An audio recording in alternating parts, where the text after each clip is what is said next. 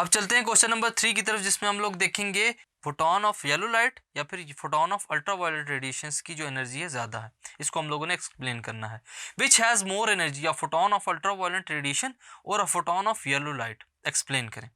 जो फोटोन होता है स्टूडेंट्स, अल्ट्रावायलेट रेडिएशन जिसके अंदर मौजूद होती है, उसकी ज़्यादा एनर्जी होगी as compare to photon of yellow light. अब इसकी रीज़न क्या है कि जो एनर्जी ऑफ फोटोन है वो किसके इक्वल है, is equal to h f. ये हमारे पास स्पेसिफिक एनर्जी है students, is equal to h f. ये अल्ट्रा वायलेंट रेडिएशंस के लिए फोटोन की एनर्जी है। और जो frequency of ultra violent radiations is greater than yellow light. अब यहाँ पे फ्रीक्वेंसी की भी अगर बात करें तो जो अल्ट्रा वायलेंट एमिशंस या रेडिएशंस है उनकी फ्रीक्वेंसी ग्रेटर होगी as compare to ultra violent radiations of yellow light. So हम लोग इसको लिख सकते हैं ई यू वी, यानी कि energy of ultra violent rays radiations is greater than yellow light. Therefore energy of photon of ultraviolet radiations is greater than energy of photon of yellow light. तो हम लोगों ने देखा कि जो एनर्जी है वो ग्रेटर होगी किससे, फोटोन ऑफ येलो लाइट से।